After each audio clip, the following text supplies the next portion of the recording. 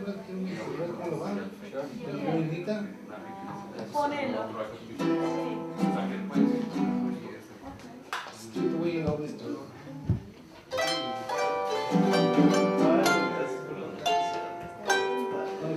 Vas a volver con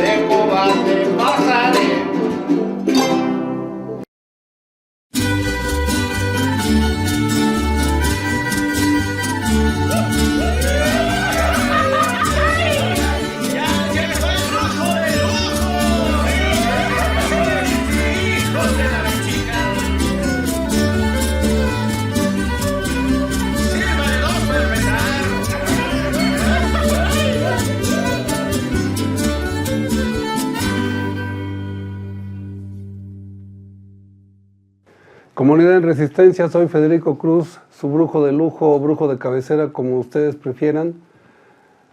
Comenzamos otro año de transmisiones de este 2025, lo hacemos con mucho gusto y lo hacemos con nuestra mejor intención de que quede bien hecho nuestro trabajo. Vamos a hablar en el siguiente año de las cosas que me interesan, que esto sea una comunicación efectiva entre la comunidad en resistencia, Sonríete, y su brujo de cabecera. Hay cosas que ya sé que a ustedes no les gusta mucho que toque, pero pues es importante y ahora voy a hablar de esto. La doctora Claudia Ponce de León tuvo una intervención a petición de la Suprema Corte de Justicia y sobre lo que es la contaminación del agua en nuestro país. Algunos científicos estos de los que hablaron, bueno, primero vamos a poner 2-3 minutos de la intervención de la doctora en esta reunión que pidió la Suprema Corte. ¿Cuáles son los indicadores biofísicos y bioquímicos para evaluar la integridad ecológica? Qué difícil, ya lo mencionaron ahí. Qué difícil responder esta pregunta, ¿no? Mencionaba la doctora Massari al un principio que son los diferentes parámetros y que yo los abordaría. No se puede. No se puede, son demasiados, ¿no? Entonces, y dependiendo de cada una de las normatividades, son la cantidad de parámetros que se pueden estar midiendo. Podemos ser tan poquitos como un oxígeno disuelto para saber si ya se murió o no ese sistema, ¿no? O tan complicado como llegar a medir 50 o 70 parámetros que algunas normatividades en otros países tienen, ¿no? Entonces eso lo vuelve bastante complicado. Y luego, ¿cómo interpretar cada uno de esos parámetros, ¿no? Nada más de los compuestos orgánicos, podemos hablar de ¿cuántos compuestos orgánicos podemos hablar? 150 estamos ahorita midiendo en el laboratorio y somos poquitos los que podemos estar midiendo. Entonces, imagínense cuántos parámetros estamos hablando y cuáles son importantes y cuáles no son importantes. Interpretar cada uno de esos parámetros se vuelve muy complejo, ¿no? Entonces, por ahí también están las propuestas de los indicadores, ¿no?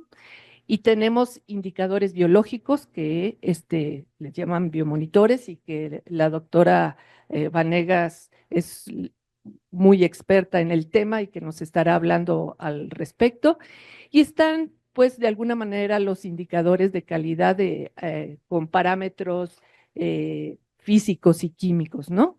Y entonces, pues eso lo que ayuda es a simplificar todos estos parámetros en un solo nivel, ¿no? Y entonces como calificación, ¿no? Tiene 1, 2, 3, 4, 10, tiene ese cuerpo de agua, ¿sí? Y entonces pues eso ayuda muchísimo a que de alguna manera pueda llegar a una decisión de si está o no restaurado, ¿no? Pero obviamente también estos indicadores pues no son la panacea, tienen limitaciones al respecto, ¿no? ¿Cuántos parámetros usar? ¿Cuáles parámetros usar? Y entonces llegamos a algo que insiste mucho Luis y que tiene toda la razón. Depende, ¿sí? Depende del cuerpo de agua, del lugar en donde esté, cuáles vamos a utilizar, cuáles son importantes, cuál es el uso que le vamos a dar al agua, ¿no? Entonces, esos indicadores, pues no pueden ser universales, tienen que ser, depende de dónde estén. Espero que algunos de esos científicos que están hablando a nombre de la universidad o algunas otras instituciones entiendan que no es una prioridad para nuestros políticos, mucho menos para la Suprema Corte. Ya ven los problemas que hay de nepotismo y corrupción que obligó a la 4T a renovar la Suprema Corte. Y no es, como decía, de los políticos no es ninguna prioridad cambiar las leyes, porque ellos tienen bastante trabajo que hacer, sobre todo para defender sus privilegios en cuanto al dinero que se reparten para hacer las elecciones. En fin, esperemos que sean escuchados, que es muy poca probabilidad, pero esta es la intervención de la doctora científica, también de la Facultad de Ciencias como nuestra presidenta. Y también hablarles de las cosas que me gustan durante todo el año vamos a tener, les voy a dar algunos adelantos. Por ejemplo, hablar de cine. El hablar de cine porque hay dos importantes programas que quiero hacer con ustedes. Uno es de Louise Brooks. Aquí nos hará Guillermo la ilustración. Me parece que es la actriz más bella y mejor actriz, mejor interpretación del siglo XX. Claro, después de Lin May. Lin May hizo Tivoli, ahí es donde la conocí. En el segundo, ella es más bella, en Tivoli es más bella que Louise Brooks, pero en fin, vamos a ver esta extraordinaria artista gringa. Hay pocas cosas que hace el Imperio bien, pero hizo bien a esta actriz. Y lo otro, vamos a hablar de recién, acá estamos hablando a finales de enero, haciendo nuestra viernera. David Lynch acaba de morir y es importante el trabajo que hizo ese hombre cuya mente, entre otros trabajos, hizo películas extraordinarias y me interesa mucho hablar de él con ustedes. Es una importante aportación al lenguaje cinematográfico del siglo XX y parte del XXI. Vamos a tener entrevistas, por ejemplo, con personajes de la 4T, y en la próxima les daré, porque todavía no he hablado con él, pero ojalá pueda hablar con nosotros Diego Arizmendi, uno de los mejores fotógrafos del cine que tiene nuestro país. Esas son las entrevistas, siempre es un género que me gusta mucho practicar y esas son parte de lo que vamos a hacer, hablar de política con estos personajes de la 4T. Las preguntas que les haría es ¿por qué cada vez se parecen más ciertos políticos de la 4T a los priistas que los padecimos 70 años? Les dejaron muchas mañas y otros que afortunadamente sí se ve que están haciendo bien su trabajo. Parece que hay una manera mexicana de hacer la política y otra manera de que podamos avanzar un poco. Por eso son las entrevistas. Tendremos música también, ya saben que es uno de mis talones de Aquiles. Y eso es importante porque entre la gente que nos ayuda a hacer este trabajo, pues tenemos a Rafael Herrera, que es nuestro compositor de cabecera, y a todos los músicos, entre otros Sergio Basurto, que es nuestro asesor musical, para poder tener el gusto de la perfección de sonidos que ellos perciben, con sus orejas perfectas para la música. También tenemos, recuerden, la lectura de los libros que me han apasionado, y esto sin meterme con la sección de Julia y lo que ella lea. Una parte de la lectura que me apasiona es hablar con ustedes de libros en los que no puedo dormir, que tengo que hacer a un lado el sueño, aunque se me trastorne después. Es como un viaje a otro continente en donde se cambia el horario. Así se me cambia el horario, parte de mi gusto por la lectura. El siguiente que vamos a dedicar una viernera es que ustedes lo van a ver, es de Ariel Dorfman, ese escritor chileno que conocí en las crónicas que hacía en la revista Proceso cuando esta valía la pena. Estoy hablando de los 80s, 90s, y me llamó mucho la atención la calidad de su intervención. Él es chileno y profesor de una de las más prestigiosas universidades y más de riquillos, Brown, en Estados Unidos, y nos regala este libro que se llama Allende y el Museo del Suicidio. No sé si en México ya haya llegado, porque lo conseguí en Buenos Aires el año pasado que fui a la Patagonia. Es una historia de amor y muerte, y estos son los libros que a mí me apasionan y que me gusta mucho hablar con ustedes. El ambiente en el que se hizo este libro, y este es uno de los extraordinarios que leí ahora en este tiempo de descanso. Los libros, como les llamo yo, que son de un solo jalón. Es una de mis pasiones de la lectura. También vamos a hablar de poetas. Me llamó mucho la atención un autor que escribe en El Milenio, escribe los viernes. Él no es tan importante su nombre, pero él decía que la poesía perdió con su oscuridad, perdió muchos lectores y perdió también muchas oportunidad de que la gente conociera bien los poemas porque se pusieron de sangrón en los poetas. Y mi pregunta es, bien, es Enrique Serna el autor. de algunos libros más o menos importantes.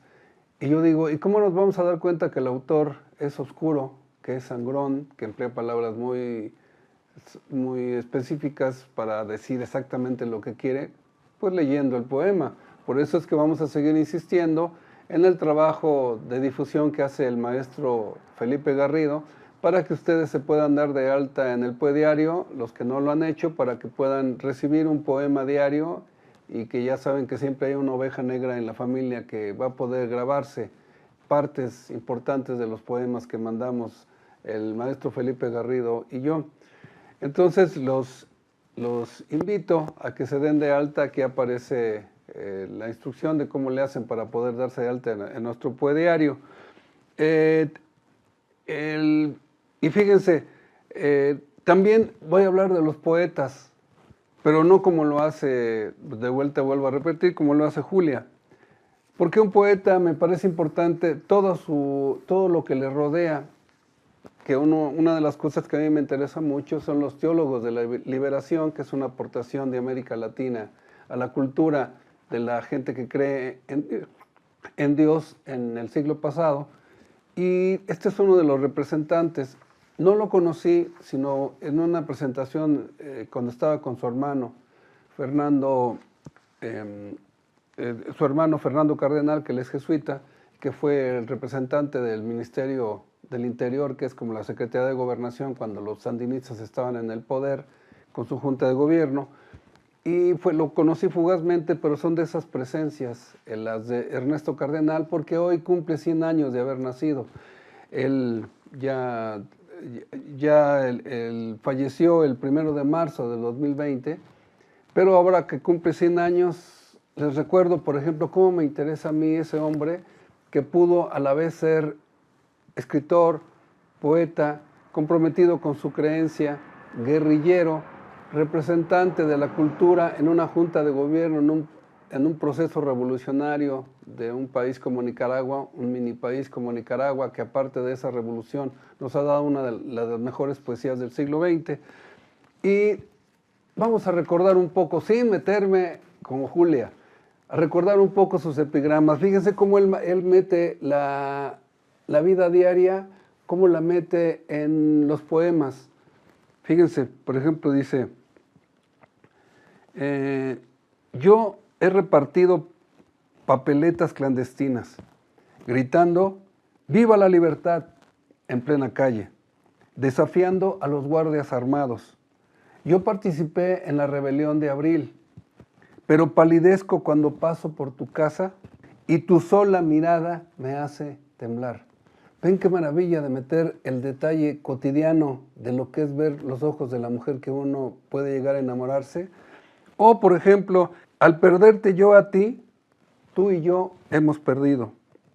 Yo, porque tú eras lo que yo más amaba, y tú, porque yo era el que te amaba más. Pero de nosotros dos, tú pierdes más que yo, porque yo podré amar a otras como te amaba a ti, pero a ti no te amarán como te amaba yo. Por último, hay una última parte que ya con esto despido a este gran hombre. Recuerden que a él lo regañó el Papa Juan Pablo II cuando llega a Nicaragua, lo recibe en el aeropuerto y cuando se hinca el poeta Ernesto lo regaña que debe dejar la política. Ya ven como la política no a todos les gusta, así como a algunos de ustedes, para dedicarse al ministerio de la iglesia. Afortunadamente no le hizo caso al Papa. Ay, qué bronca se aventó, pero bueno, en fin. Fíjense cómo dice él: yo no canto la defensa de Stalingrado, ni la campaña de Egipto, ni el desembarco de Sicilia, ni la cruzada del Rin del general Eisenhower. Yo solo canto la conquista de una muchacha, no con las joyas de la joyería Morlock, ni con perfumes de Dreyfus, ni con orquídeas dentro de su caja de mica, ni con Cadillac, sino solamente con mis poemas la conquisté. Y ella me prefiere, aunque soy pobre, a todos los millones de Somoza. Estos son los hombres que por fortuna él, aunque sea fugazmente, se sentó a tomar un café y enseguida se fue, pero eso me marcó para siempre conocer gente como él. Por último, ese poema que le hace a Marilyn Monroe, en donde se hace sentir la soledad del astronauta cuando pierde su conexión con la cápsula, es lo que siempre me ha enternecido mucho de la condición del hombre cuando pierde su razón. Esto es lo que a mí me interesa decirles de un poeta que nació hace 100 años y que hoy lo celebramos. Bien, y que además, por ejemplo, fíjense, les voy a decir una cosa que también tengo que aclararles con ustedes, porque varios pacientes siempre me dicen que por qué no dedico estas emisiones a dar recetas. A dar recetas, por ejemplo, es importante, ¿no?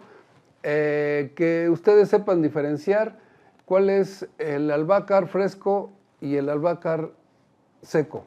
Por ejemplo, lo que son las perrillas, ¿se acuerdan eso? Cuando hay gente que le gusta ir a ver las travesuras que hacen los perros en los parques. Bien, pues lo que se hace es un té de albácar, pero hembra. ¿Cuál es ese? El que contiene la semilla, porque es el que tiene el poder. Se nota que hasta la naturaleza entiende eso con el poder femenino. Se hace un té y se aplica en el ojo y se va inmediatamente esa inflamación que produce al andar viendo los perros en el parque. Bien, no me gusta que esto sea una farmacia de radio. No sé si todavía siga, no tengo ni idea, nomás no quiero ni investigarlo. Hay un doctor que salía, me acuerdo, que en los programas de Jorge Saldaña, y él compró tiempo en la W para poder dar sus recetas. A mí me parece que esto debe ser de recetas. A mí me basta y me sobra con esto que aparece junto conmigo, en donde está el póster que nosotros regalamos. Hagan presión para que vuelva a editarlo con calendario para este año, sobre lo que debe ser el modelo de la cocina de la abuela, la cocina tradicional mexicana.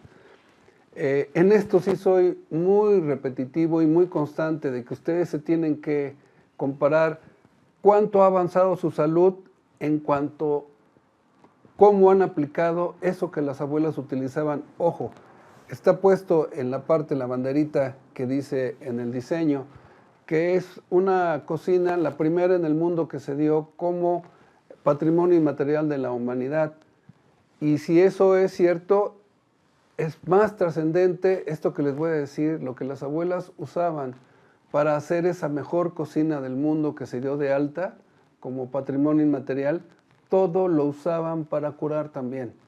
Esa es la enseñanza que ustedes, las mamás, esos extraordinarios guisos que hacen, los ingredientes son los que todos sirven para curar, y eso es lo que me dedico en la consulta, porque aparte de darles la receta de, por ejemplo, cómo se quita la tos con el vinagre de piña, también les doy la receta del vinagre de piña para que lo puedan hacer. Por eso es en lo que estoy constantemente repitiendo, no en dar las recetas de qué sirve para la tos, qué sirve para la fiebre. Eso pueden consultar la página que tenemos de la farmacia Sonríete, y además que ustedes puedan saber, de vuelta, insisto, la calidad de su cocina, los ingredientes, todos son para curar, y todo estoy haciendo lo posible por dar todas las recetas como se puede obtener todos esos ingredientes que las abuelas utilizaban para hacer la cocina. Eso es una sabiduría de 10,000 años, de una cultura que es la que orgullosamente tenemos ahora nosotros respuesta.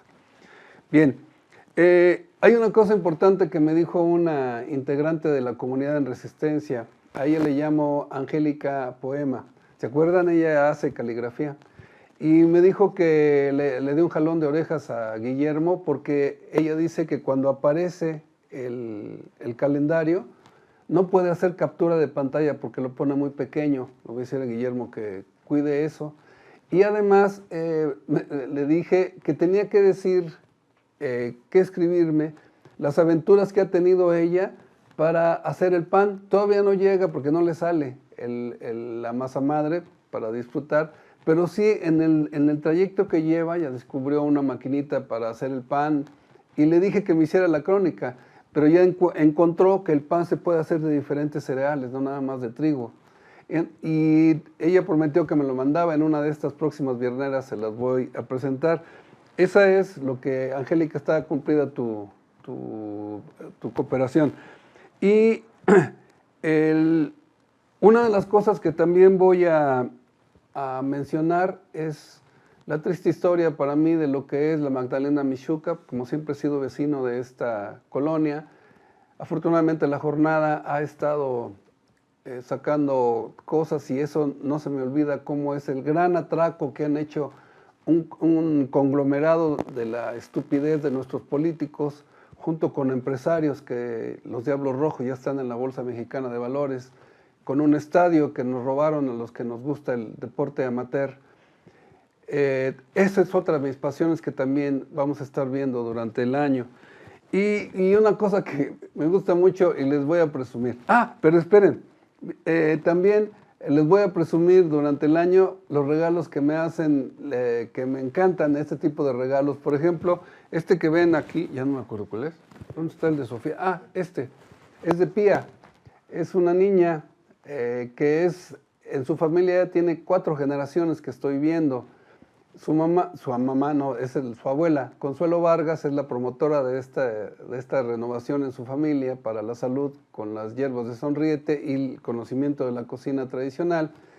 Y miren nomás qué bonito trabajo me entregó Pía. Este guerrero japonés, que es también, me lo regaló la doctora Claudia. Y además que ahorita lo van a ver, me lo entrega Sofía Ailén Sánchez Landa. Su mamá es Pamela Landa. El segundo nombre, Ailén, eso la mamá, ya sabe, mamá, a veces las llegan gacho y le ponen nombres así que tienen que ponerse en letrero porque nadie lo entiende. Pero en fin, vean también el trabajo que me entrega esta Chofi. Y dice, para Federico, mi preferido doctor. Estos son los regalos que voy a presumir con ustedes. Vamos a la sección de Yaya y su anticocina, a ver ahora qué le faltó, qué se pasó de cocimiento, qué le falló en la foto, pero así es la sabiduría de la Yaya. Adelante, Yaya. Hola, Brujo, hola, comunidad en Resistencia, y hola, Julia. Para esta primera viernera del año he preparado un sazonador de naranja. Está bien fácil. Los ingredientes son naranjas, sal de grano, pimienta y cúrcuma. La pimienta puede ser la pimienta que ustedes prefieran. También puede ser pimienta cayena. Yo utilicé pimienta negra y de otra pimienta. Y utilicé cúrcuma en polvo. Esta sí utilicé sequita. Comenzamos con pelando las naranjas, ¿no? Yo las pelé con un pelapapas, o también puede ser con un cuchillo muy afilado. Después de pelarlas, pues obviamente las tuve que poner a secar, porque no las puedo poner así húmedas, nada más, ¿no? Se podrían hacer honguitos o algo así, ¿no? Entonces, como va a estar sellado, mejor los deshidratamos. Las puse en una charola y las saqué al sol todo el día. Todo el día. Todo el tiempo que haya sol, ahí las dejé. Si tienen una ventana por donde entre un rayo de luz, pues ahí las pueden poner, ¿no? Una ventana abierta para que le dé el aire. También si tienen una freidora de aire o en el horno de la estufa o algo así, en un hornito eléctrico, les puede servir un poco para ponerlas ahí un ratito, una media hora en lo más bajito, ¿no? Y poquito a poquito se van secando, ¿no? Yo me ayudé un poco con una freidora, pero lo que más la secó fue dejarlas 2 días al sol.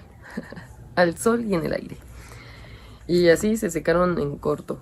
Entonces, bueno, en 2 días. Pero se secaron. Después las metí en un molinito con la pimienta, porque la pimienta sí venía entera. Entonces los molí juntos. Y si yo ya había molido la sal previamente, días antes, entonces pues ya no tuve que moler la sal. Pero como es sal de grano, sal de mar, entonces hay que moler los tres juntos. Si tienen cúrcuma en polvo, pues así nada más. Si quieren, también pueden deshidratar la cúrcuma si no tienen en polvo. Si tienen fresca, pues la pueden deshidratar igual. En pelarla, rebanaditas y dejarla al sol. En el horno también para quitarle el exceso de agua. Y es todo.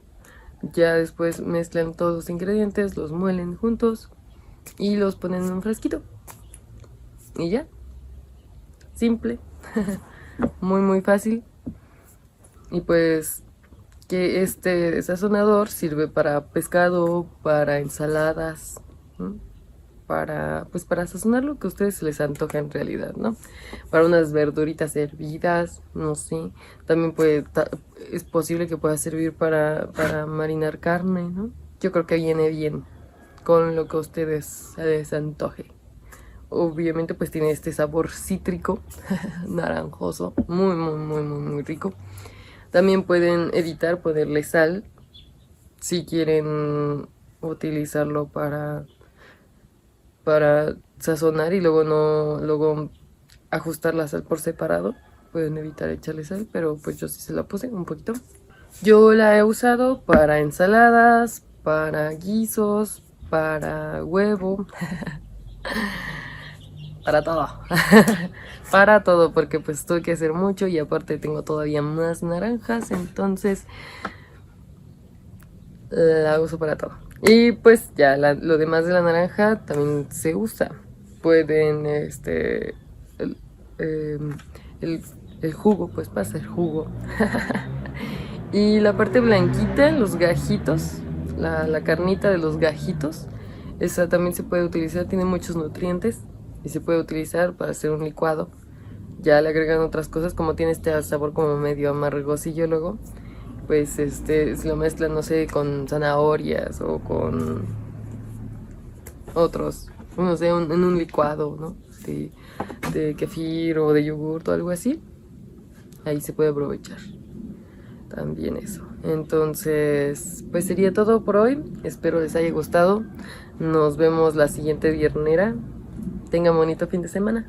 Gracias, Yaya. Siempre que mencionan uno de los ingredientes que la cúrcuma, siempre recuerdo esa canción de la cúrcuma está en el suelo, mamá no puedo con ella. Bueno, era así más o menos, ¿no? Gracias, Yaya, por ennoblecer el conocimiento de la cocina tradicional de las abuelas para que puedan aguantar mis recetas. Sonríete, la gente que les tengo que poner.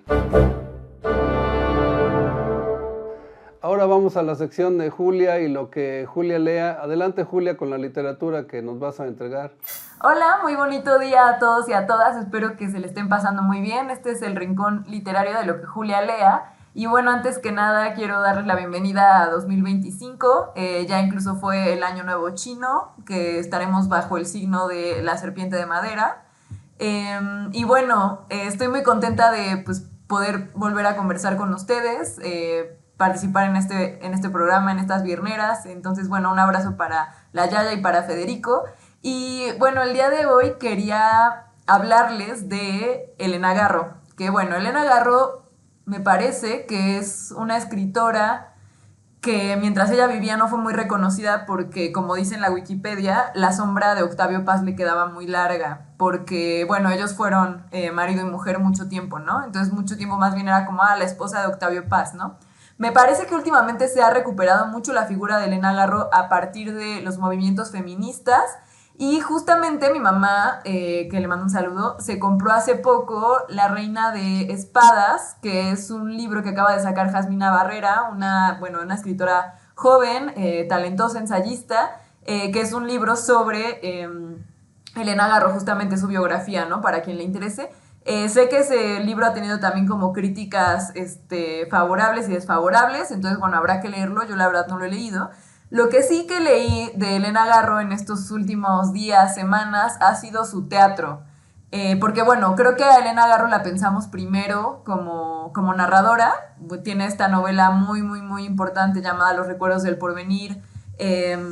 sobre la cual se ha dicho que en realidad ese es como el antecedente del realismo mágico, sino que el origen del realismo mágico, porque pues el realismo mágico lo vinculamos al boom, ¿no? A Gabriel García Márquez, no sé, a Carlos Fuentes, a Julio Cortázar, pero en realidad hay personas que han pensado que tanto Juan Rulfo como Elena Garro fueron como los primeros realmente como en pensar. ¿Y qué es el realismo mágico a diferencia de la literatura fantástica? Es que en el realismo mágico pues justamente comienza como una anécdota muy realista que de repente pasa algo que irrumpe la realidad, entonces justamente ya se vuelve mágico. Quizás en la literatura fantástica, pues desde el inicio sabemos que hay como condiciones que ya no son de nuestra realidad, pero justamente el realismo mágico tiene esa potencia de interrumpir, ¿no? Entonces, bueno, Elena Garro tiene esta obra muy famosa, Los recuerdos del porvenir, y también como cuentista, bueno, yo he leído bastante poco, pero bueno, es bastante fabulosa, es la escritora favorita de mi mamá. Y además, bueno, esto se rumora, no sé qué tanto sea cierto, que pues en realidad pudo haber sido una gran poeta, pero como era más el género de Paz, pues como que Paz no la dejaba tanto, ¿no? Y bueno, también fue dramaturga e hizo pues obras de teatro fantásticas, la mayoría de ellas muy breves y muchas de ellas se pueden encontrar en la red, en PDF, así buscan los títulos o Elena Garro Teatro y se encuentra todo.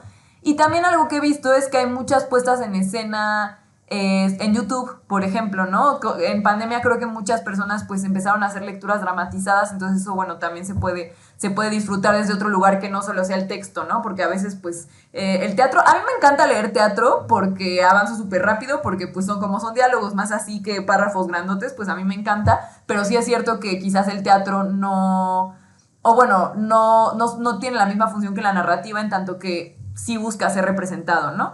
Yo la verdad no he visto anunciadas tantas representaciones de Elena Garro y me parece que debería de estar más difundido.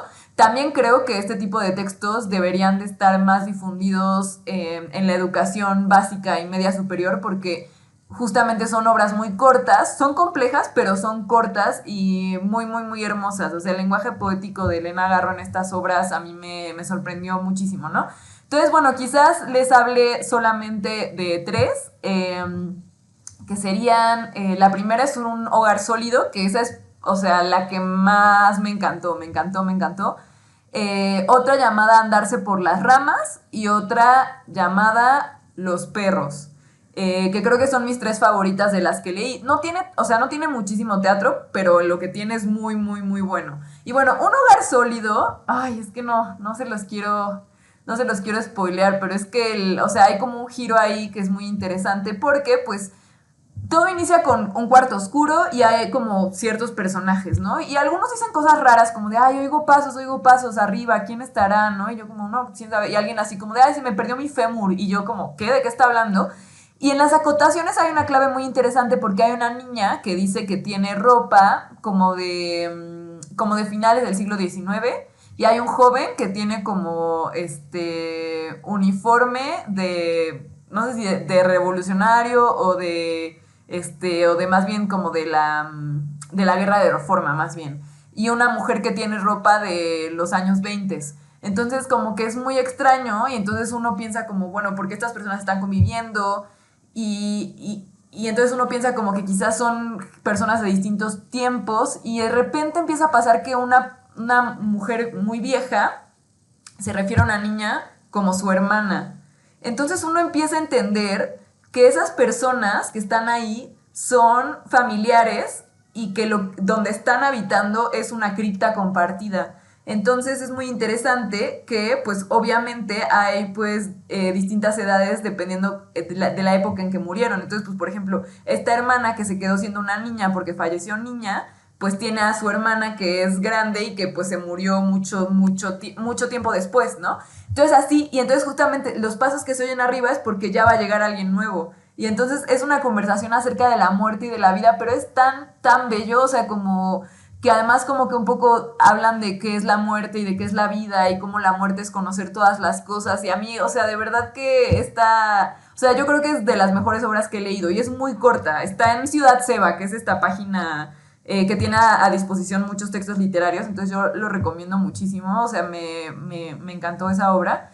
Luego Andarse por las ramas también me encantó porque es la historia de Titina, que es una mujer pues que está como en un matrimonio medio infeliz y entonces como que literalmente se metaforiza ese andarse por las ramas, pero se explicita porque ella de repente toma un gis, hace una puerta, dibuja un árbol y se sube al árbol. Entonces ahí es el espacio en el que ella puede ser libre y hacer juegos poéticos e imaginar y fantasear. Entonces es muy bonita la idea de que, bueno, cuando uno dice como, es que ya se fue por las ramas, es como, pues ya, como que ya se distrajo, se fue para otro lado, ¿no? Pero en este caso es como un espacio de libertad para ese personaje en el que ella puede como, pues pensar en otra realidad que no es como quizás esta realidad sofocante del día a día de, tengo que alimentar a mi hijo, sí, mi esposo, ¿no? Sino como de pensar, ¿no? Entonces es como cómo el pensamiento poético se pone en juego en esa obra, ¿no? Entonces así a mí me pareció también increíble. También está en línea, también es muy, muy corta, o sea, son obras de 9 páginas, 11, ¿no? Y bueno, algo muy interesante de Elena Garro es que ella justamente, hay 2 elementos muy importantes en su obra, que por un lado es el surrealismo, o sea, como esta idea de los sueños, de como esta vanguardia que buscaba como quizás acceder como a ciertos espacios inconscientes y no como a lo más racional. Y por otro lado es la tradición popular. Ella justamente hizo muchas obras que tenían que ver con el espacio rural, con el espacio del campo. Hay una que me encantó también llamada El Árbol, que justamente es un poco la tensión entre campo y ciudad porque es un personaje de la ciudad y un personaje del campo. Pero Los perros, es muy dura esta obra porque es sobre como el día de San Miguel en un pueblo y sobre cómo, bueno, es una madre y su hija. Y en algún momento que la madre sale, porque pues tienen que ir para el día de San Miguel, porque ese es el día en el que se define cómo va a ser todo el año, y tienen que subir a una montaña y como hacer un peregrinaje. Y como la niña no se quiere poner el vestido y como que la mamá es muy mala onda con ella, le dice como de, pues, o sea, como, ¿por qué no te quieres poner el vestido? Tú que estás bien flaca, estás bien fea, ¿no? Y de repente llega un primo de esta niña y le dice como, oye, tienes que tener mucho cuidado porque este señor borracho te va a raptar, ¿no? Que también, bueno, algo importante de Elena Garro es como que sí, obviamente hay una visión de como los problemas que aquejan a las mujeres que pues también espanta bastante, ¿no? Y entonces pues esta niña pues intenta decirle a su mamá como, oye, es que este hombre me va a robar, o sea, como va a ser un problema y es muy fuerte que en algún momento la mamá le platica su historia y su historia es exactamente igual que lo que ella va a vivir o parece que va a vivir, o sea, su mamá le cuenta que justamente cuando era una niña un hombre la raptó y entonces empieza a narrar cómo pues como que ella quería huir, pero no, o sea, como que, pero él le puso una pistola para que le dijera al guardia como de, no, sí, o sea, casi que vengo con consentimiento. Y entonces la obra se llama Los perros porque a esa madre, cuando era niña, cuando era joven, para que los perros no ladraran mientras fuera el rapto, los mataron. Entonces como que hay ahí como unos signos que dan a entender que eso va a volver a suceder y es muy, muy duro, muy, muy duro. Entonces, pero la verdad es que también hermosamente escrito, ¿no? Entonces, bueno, esas son las 3 obras de las que les quería platicar, muy recomendadas. Siempre pues vale la pena explorar estos autores que quizás pues conocemos de oídas, pero como no nos hemos adentrado tanto.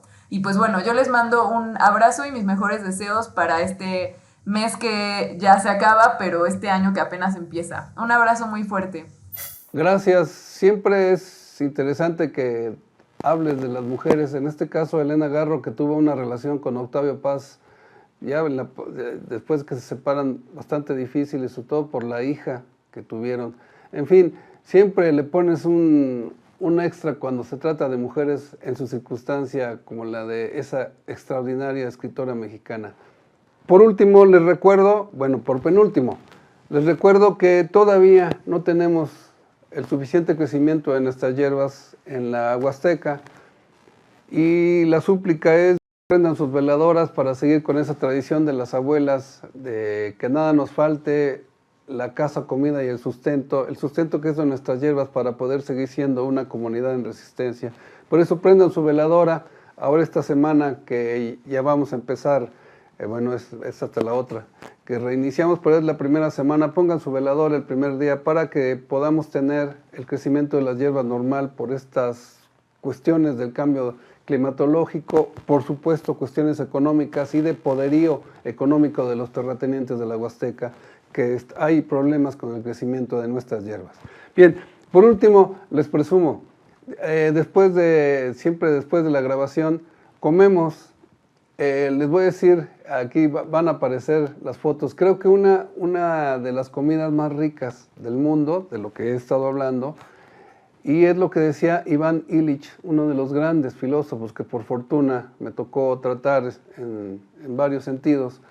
Él decía que en el momento que desaparezcan los mercados, desaparece México. Esta es comida de mercado. Les voy a presentar también a la cocinera, porque ella hace cocina de mercado. Van a ser chiles rojos, rellenos, capeados, en caldillo. Va a ser chicharrón de cachete. ¿Lo han escuchado? El chicharrón de cachete lo traigo de la Huasteca. Es lo más delicioso, a mí me parece, uno de los platillos más deliciosos de la cocina mexicana. Y además manitas de cerdo, pero en jitomate. Eso yo nunca lo había probado. Eso es lo que vamos a comer con una sopa, con unas habas y unos buenos mezcales. No me envidien, pero eso es lo que me ha gustado mucho, que podamos nosotros compartir y tener este tipo de comida. Vamos a iniciar este año, ya hice mi primera semana, con mucho entusiasmo y esperando que las noticias de la tormenta naranja de estupidez que nos viene de Estados Unidos, otra tormenta más, me llama mucho la atención. Fíjense lo que dice la gente cuando estaba Biden contra Trump en la elección pasada y la gente preocupada porque saliera Biden. Salió peor Biden que los anteriores presidentes. Todos son iguales, demócratas o republicanos. Ellos tienen su imperio y hay de aquel que crea que ellos son la solución a nuestros problemas del mundo y de Latinoamérica. En fin, iniciamos entonces nuestro año con mucho gusto en este ejercicio de comunicación en donde hacemos nuestro mejor esfuerzo para que pueda ser algo pleno y podamos transformar nuestra salud, podamos vivir a gusto en nuestro país. Se tienen sus reglas para poder vivir a gusto y que podamos hacer este año algo verdaderamente bueno para nuestra salud, nuestra comida y nuestro gusto de comer de los mexicanos. Soy Federico Cruz, su brujo de lujo o brujo de cabecera, como ustedes prefieran. Nos abrazamos en la siguiente viernera.